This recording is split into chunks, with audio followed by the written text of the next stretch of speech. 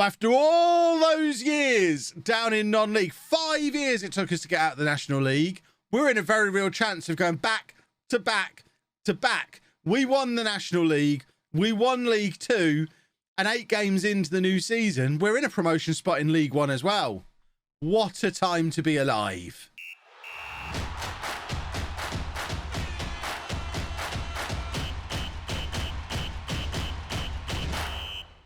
Right.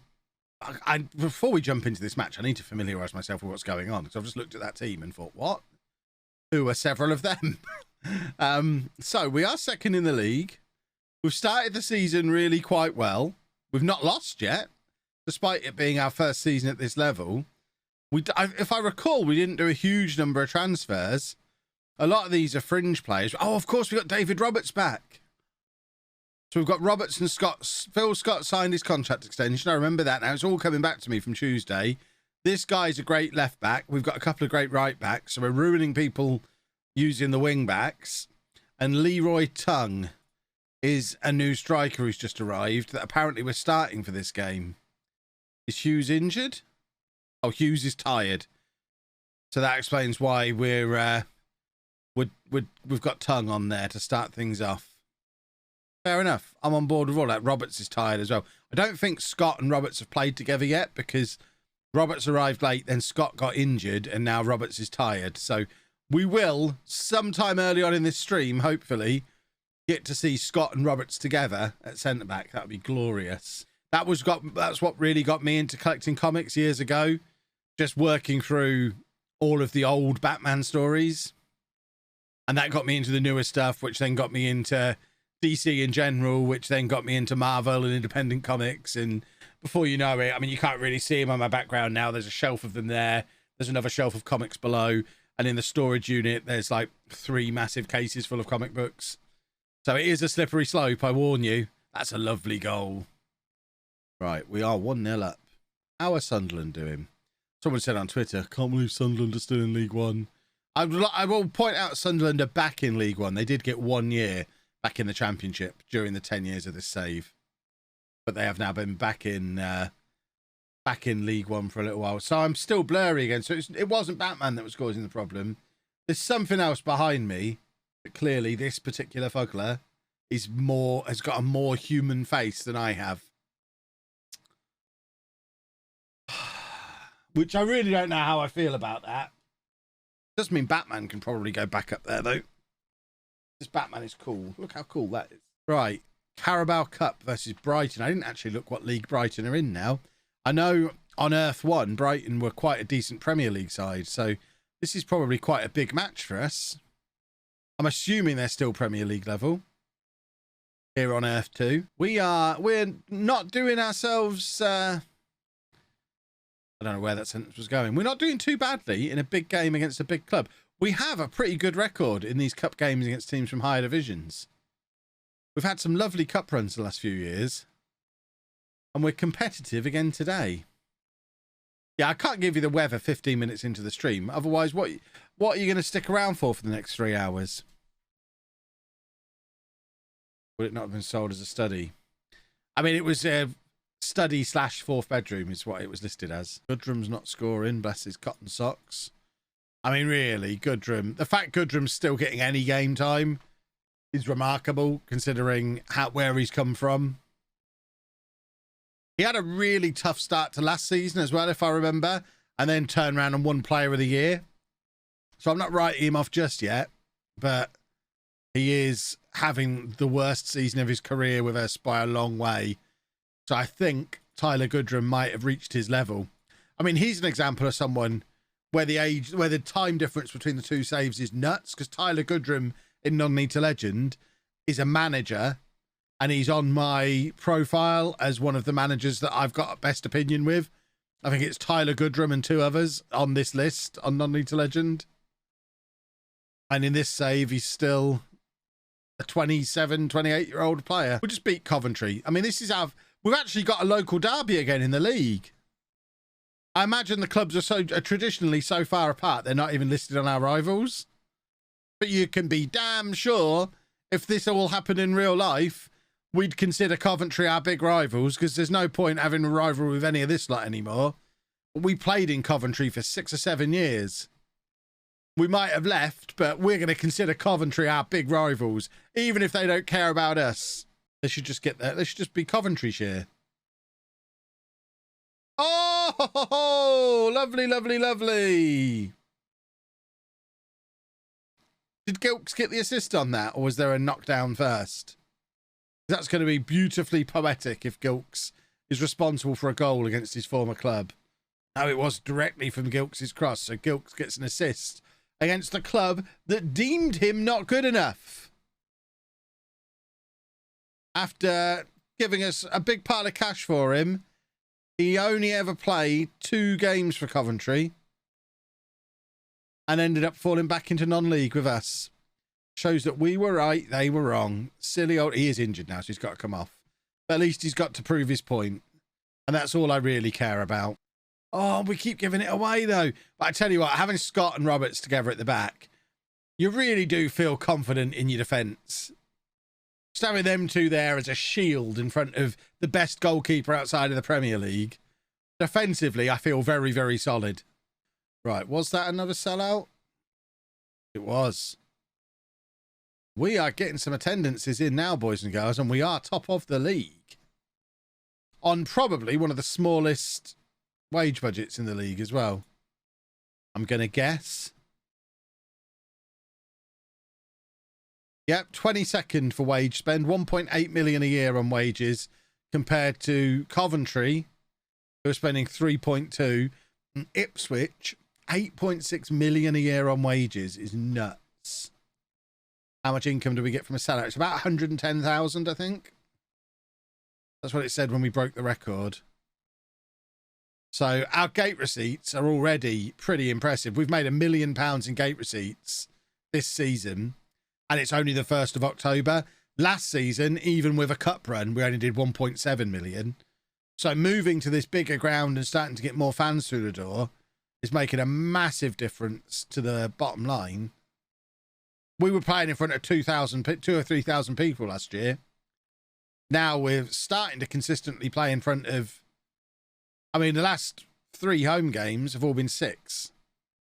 We did start the season a little bit lower, but if we can start selling this place out every week, that's going to be awesome. So I guess I'm officially saying right now, I'm going to be there on Saturday the 2nd of April for Leamington versus Darlington. If anyone wants to come along, it'll be fun. There we go. Get it in your diaries, boys and girls. I will mention it on another occasion as well. Share on Twitter. Oh, yeah, absolutely. I'll actually put some proper planning into it, but I'd always planned to do it and hadn't actually looked at the logistics. Now I have, and I realise it's only 2 weeks away.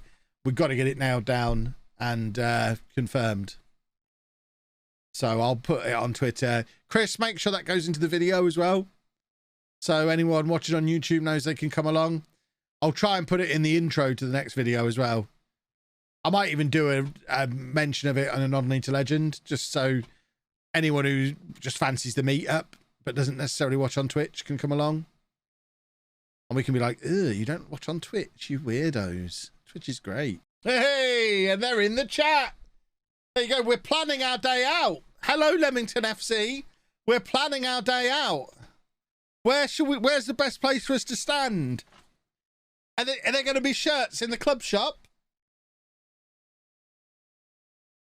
No pressure or anything, but when we did this at Nuneaton a few years ago, I hear you're big friends with, we bought all their shirts. They were selling us youth goalkeeper shirts by the time we left. Because we just wanted some... There was a pitch invasion that day as well, because it was the last day of the season. We are top of the league with 2 games in hand and an incredible goal difference. And Omani Gilks is the best player in the league. You don't do vlogs anymore. I don't do boring vlogs anymore. I don't do family vlogs anymore. I'll still be vlogging Disneyland. I'll still be vlogging Comic-Con. I'm going to Insomnia next month. I'll be vlogging that as well. I mean, really, if we're talking about places I'm going to be, I should probably mention that as well. Because I'm actually officially booked like a grown-up for Insomnia on Saturday the 16th of April. I'm going to be in the Creator Tavern, which I think is the new name for their meet and greet area.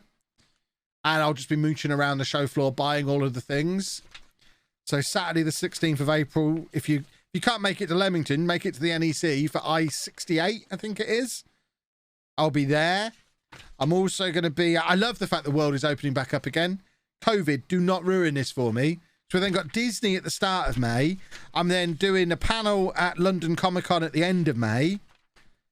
I'm barely in the house for the next couple of months. It's going to be amazing. Can you make Chris a mascot and have him walk out holding the captain's hand? How much is that? Because, yes, that's the best idea I've ever heard. £40? Yes! Absolutely yes! I want to do this. I want Chris walking out holding the captain's hand. No.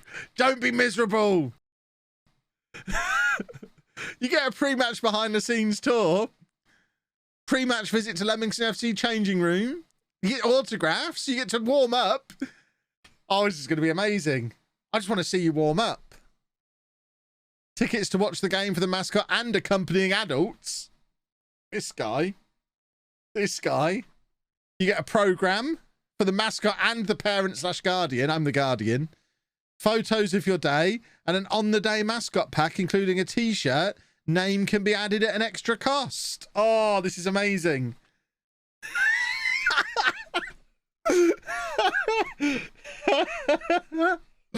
Oh, I kind of want to be the mascot. Try and not get too overexcited about what I'm about to tell you, but this is pretty impressive. The first time I went to Earl's Court wasn't for a Eurogamer Expo, wasn't for a Comic-Con or anything like that. The first time I went to Earl's Court was for Mortgage Expo. I distinctly remember having massive carrier bags full of freebies like mobile phone holders and pens and notebooks and calculators, trying to get onto the train at Earl's Court Station after Mortgage Expo. Oh, it was good stuff. I've been both sides of the table at Mortgage Expo. I've been there as an exhibitor and as a guest. Got home thinking I did well on the freebies and wondering why I picked up all this junk. Yeah, that's when I'm at Centre Parks, luckily. I can't go. Otherwise, I would absolutely go. Rochdale are top of the league, by the way. And we're four games behind them and beating them. We are much better than everyone else in this division, which is remarkable, really, because 2 years ago we were in non-league. I mean, I did tell you over and over again when we kept failing in the National League, I kept saying we will destroy League One and League Two when we get up there because this team is championship quality. And you wouldn't believe me. This shows what a bottleneck there is getting out of the National League. There's only Scott, who joined us in the start of the League Two season. Dector, who joined us at the same time. And then Edwards joined us at the start of this season. So there's only 3 players here who weren't in the National League team.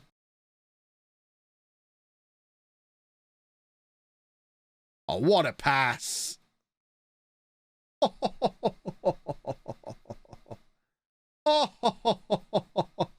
me just double check. Oh no, we lost. Oh, okay. We lost to Southampton, we lost to Brighton, we lost to Colchester. We've not been as inevitable as I thought we were. That makes it even more confusing that we're so clear at the top of the table. Oh, what is going on?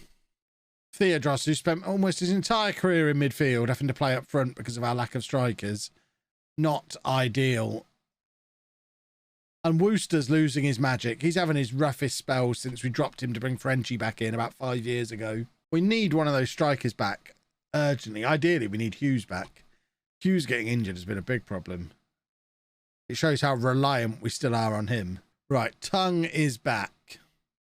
But now we've got a load of other players who are struggling for fitness. Scott's suspended. Roberts is suspended. So both our centre-backs are suspended at the same time. It doesn't rain, it pours. Oh, here we go.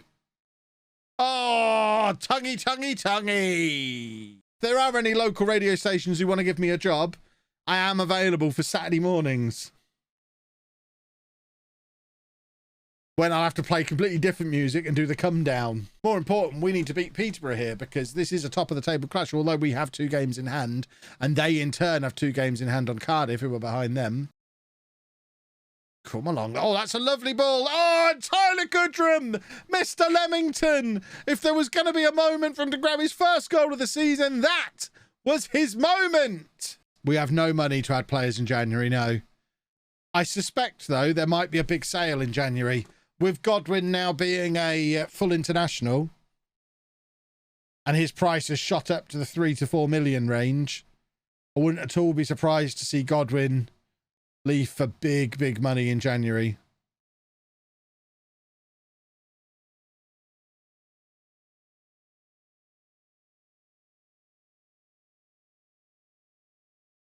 Come on, let's have another goal.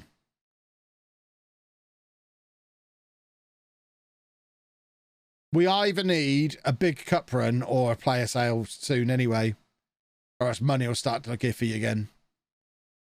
Even though we're doing much more in ticket sales now. Oh, that's a big chance, and there is the second goal. Peterborough United 0, Leamington 2. We're 4 points clear at the top of the table with 2 games in hand, 4 games in hand on 3rd place.